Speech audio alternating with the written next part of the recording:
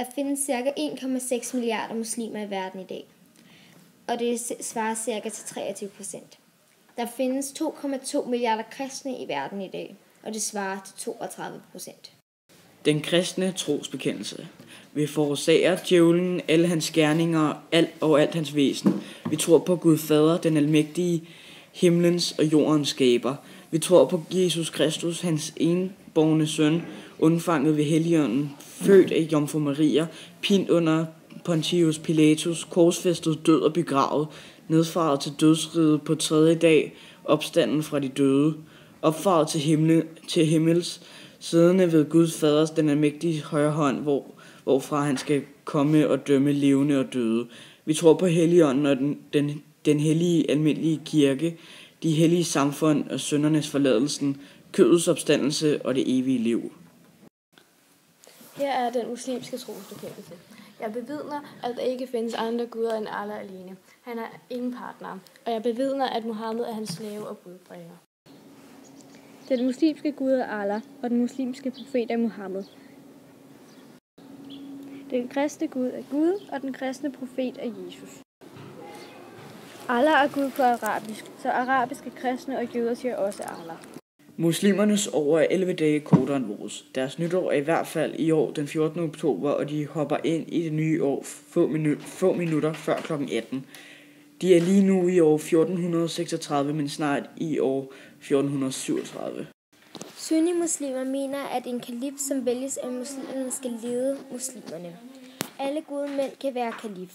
Han skal lede folket, så som Koranen fortæller, og sådan som Muhammed levede.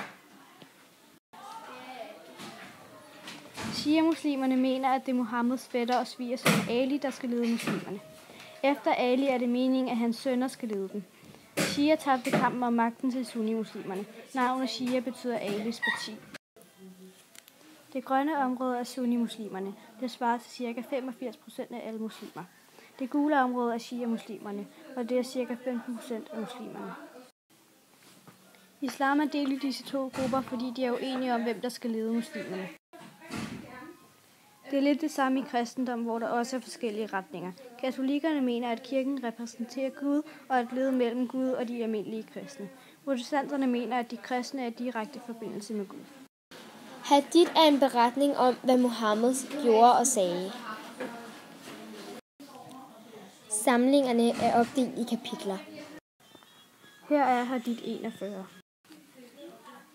Læresætninger i kristendom er det dobbelte kærlighedsbud og den kristne trosbekendelse. I islam er det den muslimske trosbekendelse. Religiøse genstande. Islam. Kabaen.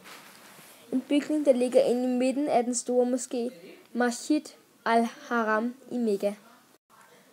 Bedetæppet, der bruges under bøn. Det hedder på arabisk Shai Ada. 99 navne for Allah. Koranen, muslimernes religiøse bog. Nadver. Det er kaldt med vin og brød. Nadver betyder måltid. Man får det i kirken for at minde Jesus krop og blod. Korset. Korset er kristendommens vigtigste symbol.